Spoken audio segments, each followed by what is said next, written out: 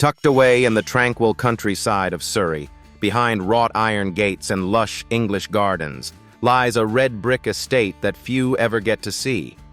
This is Tanyards Farm, the quiet escape of Sir Richard Branson. But what draws a man who's flown to space and built empires in the sky? Back to the earth. Today, we step beyond the headlines to explore his home, his fortune, and the peaceful rhythm of a billionaire's hidden life. He was a boy who couldn't spell his own name. At school, Richard Branson struggled with reading, with rules, and with the rigid order of the British education system. He was the child who sat quietly at the back of the room while other kids breezed through math problems and essays. Dyslexia clouded his every sentence. Concentration was a battle. His teachers were puzzled. His grades? Hopeless. On his last day at Stowe School, his headmaster looked him in the eyes and gave a parting prophecy. "Richard, you'll either end up in prison or become a millionaire."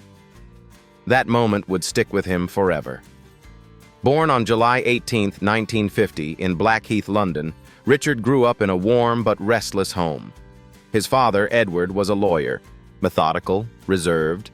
His mother, Eve, was a former ballet dancer and a woman of untamed energy. She sold wooden tissue boxes from the trunk of her car, turned old scraps into business ideas, and taught Richard one thing above all: never fear failure. And he didn't. In his teens, Richard began chasing unorthodox dreams, starting with a student magazine, then a mail-order record business, run from a church basement. He was just 16, with no formal degree and no plan B. What he had was audacity. By 1972, his empire in the making found its name: Virgin. It was a word that mirrored his approach to business, bold, new, and untainted by tradition. That same year, he bought a countryside manor and built a recording studio on its grounds. There, in the rolling English hills, music history was made. Mike Oldfield's Tubular Bells thundered through the walls, the album that would define Virgin Records. Soon, the label became a haven for rebels: the Sex Pistols, Culture Club, Peter Gabriel, and eventually the Rolling Stones. Richard didn't sign what was safe. He signed what was different. And different became profitable. But music wasn't enough. In 1984, after a flight to Puerto Rico was canceled, Branson chartered a private jet, scribbled Virgin Airlines on a makeshift sign, and sold seats to fellow stranded passengers for $39 each. It was a joke, until it wasn't. Months later, Virgin Atlantic was born. Then came Virgin Express, Virgin Nigeria, and Virgin America. Richard wasn't just flying planes. He was flying in the face of convention.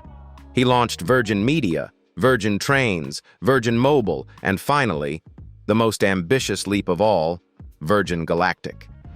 By 2004, Branson was dreaming in zero gravity. His goal? Commercial spaceflight.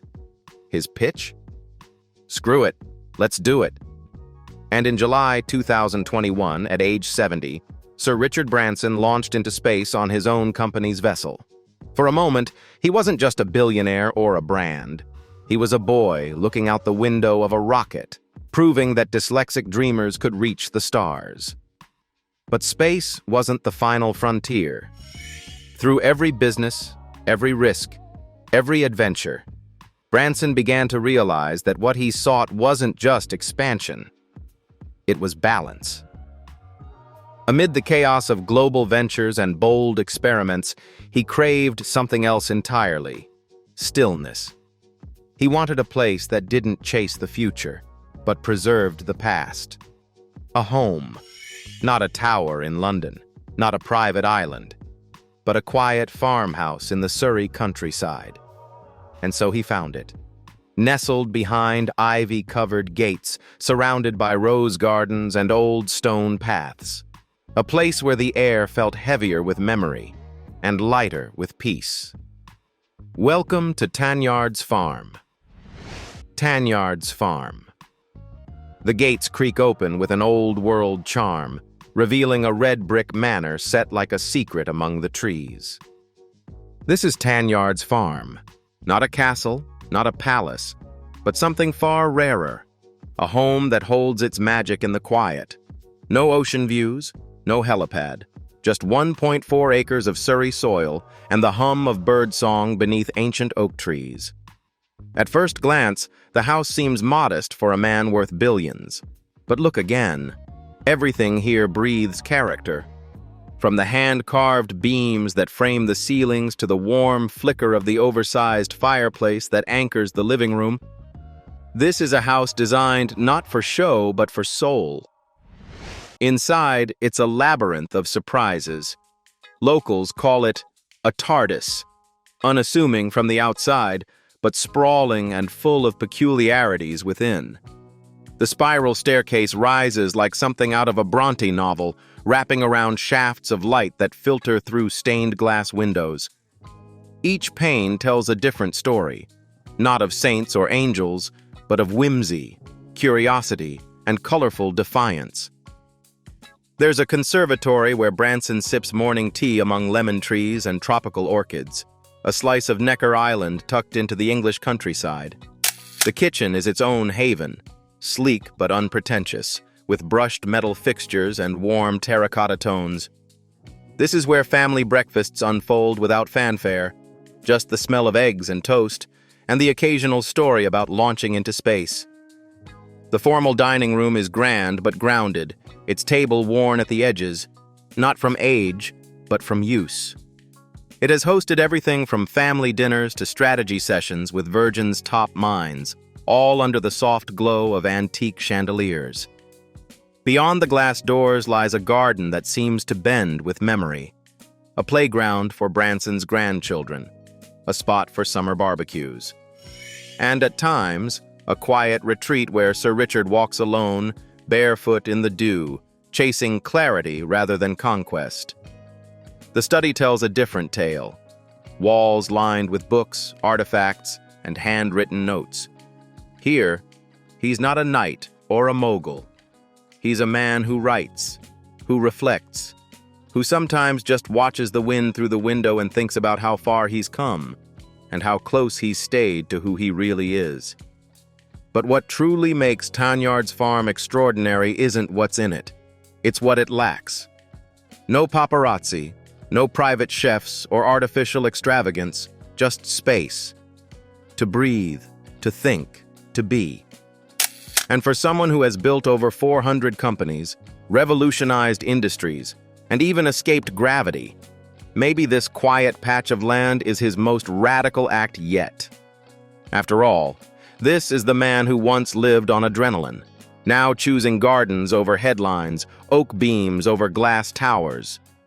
And there's something deeply poetic about that. But for a man who's traveled across oceans, continents, and orbits, he's never left his love for movement behind. So let's take a ride. Through the vehicles that carry not just his name, but his spirit. Let's start with the classic. Cars. Range Rover Autobiography. If Tanyards Farm is about understated British charm, then the Range Rover Autobiography is its four-wheeled reflection. Finished in a deep black with cream leather interiors, this isn't just a car, it's a cocoon. Branson often uses it for drives through the winding Surrey lanes, windows down, air thick with the scent of elderflower and oak bark. With its whisper-quiet cabin and adaptive air suspension, the ride is smooth enough to make you forget you're on Earth, at least until a pheasant dashes across the road. But what makes it his favorite? It's not the tech or even the badge, it's the reliability. In a life filled with risk, sometimes the greatest luxury is knowing your vehicle won't let you down.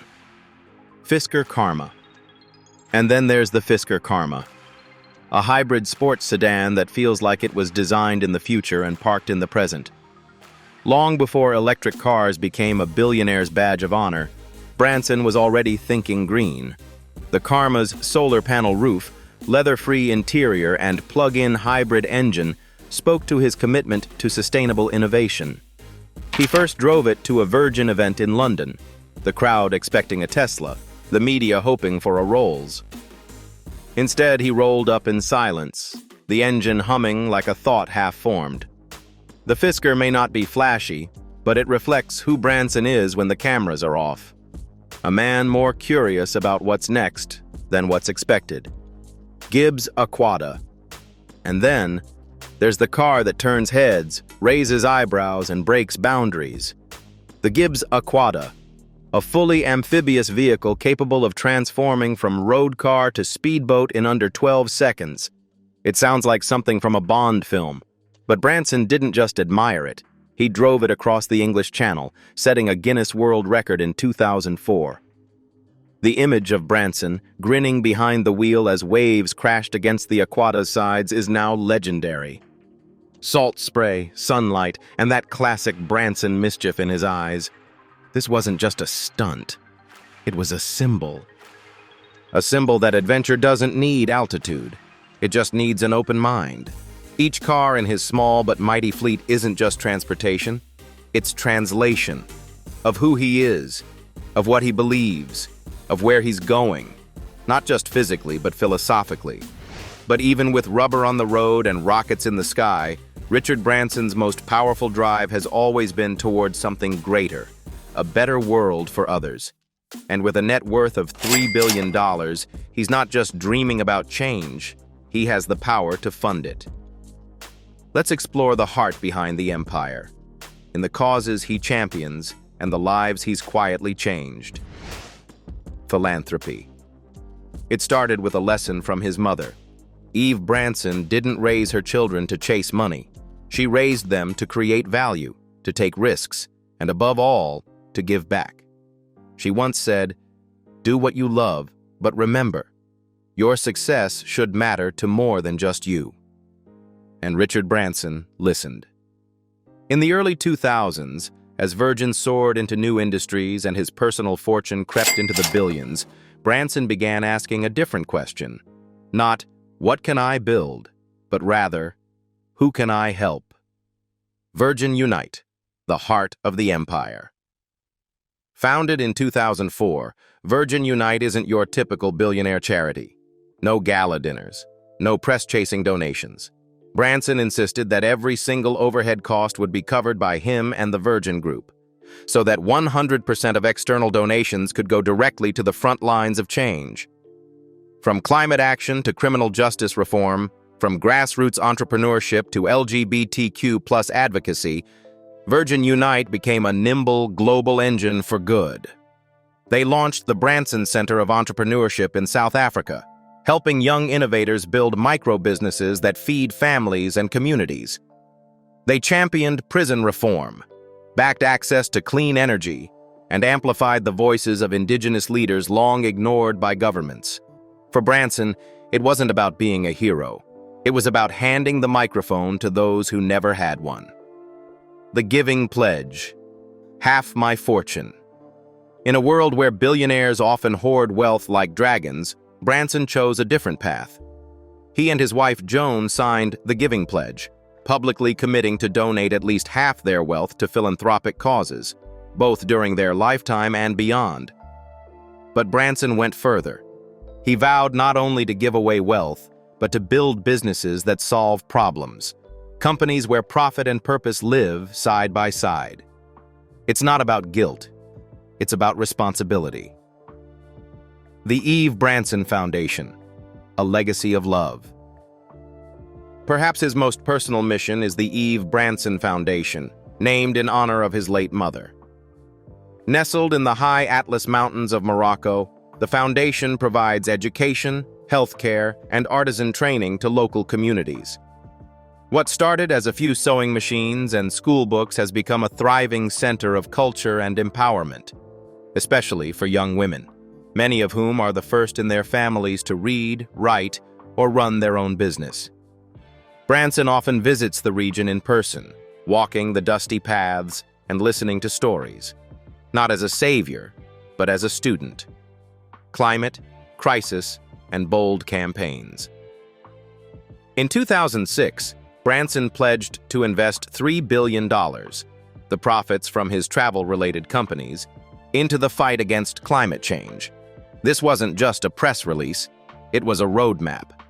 He co-founded the Carbon War Room, driving market-based solutions to reduce carbon emissions in shipping, aviation, and construction. And when crises hit, he didn't look away. In 2019, he organized the Venezuela Aid Live concert to raise global awareness and funds for the country's humanitarian collapse. In 2023, he joined United 24, helping evacuate children with cancer from war-torn Ukraine, working alongside grassroots charities on the ground.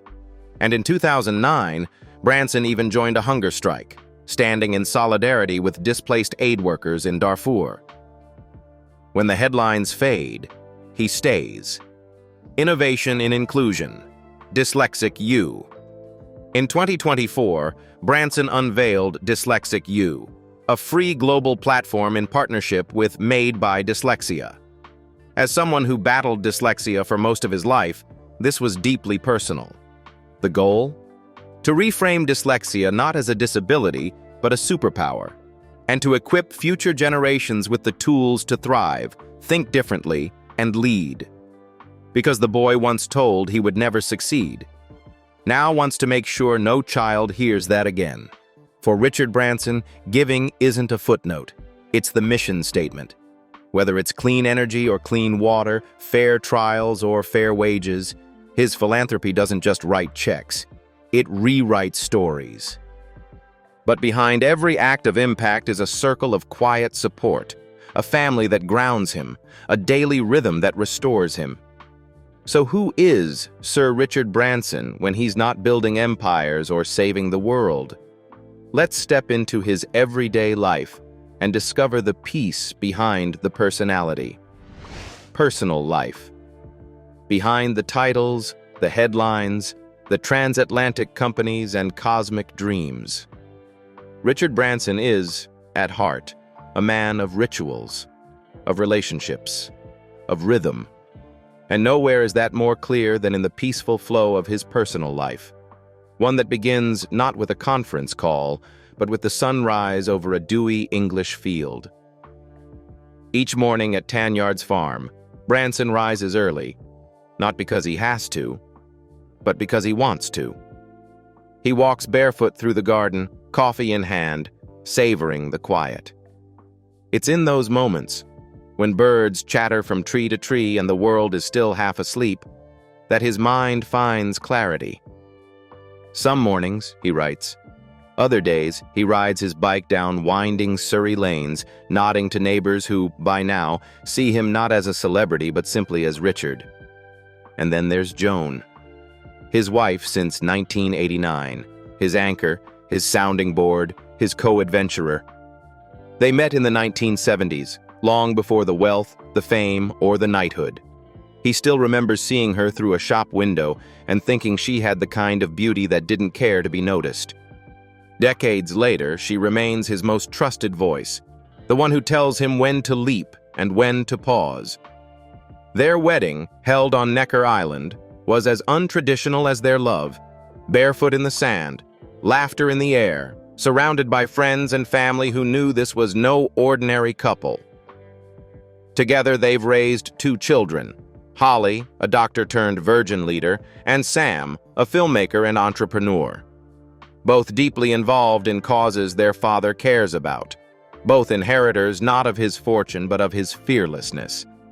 At holidays, the Bransons gather not at royal banquets or glittering galas, but around fire pits and long wooden tables, sharing stories, teasing one another, and toasting to another year of mischief. Their family motto? Don't take life too seriously, but take people seriously. Evenings at the farm are slow and sacred. Richard reads, plays chess, or calls friends scattered across time zones. He might be planning the next space mission, or helping his granddaughter build a treehouse. He doesn't believe in God, but he believes in kindness, in evolution, in energy. He once said, "I'd love to believe in something greater, but I'd rather believe in people." And perhaps that's why Tanyards Farm feels so complete. Because here, among the brick walls and ivy-covered fences, Richard Branson isn't the billionaire who defied gravity.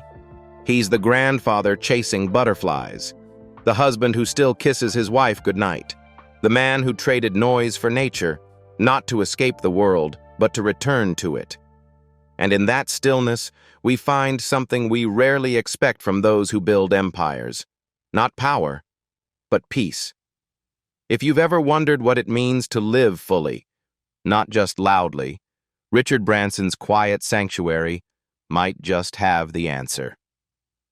If you enjoyed this journey through Richard Branson's serene English retreat and the extraordinary life behind it, don't forget to like this video, share it with fellow dreamers, and subscribe for more stories that blend legacy, luxury, and the human spirit.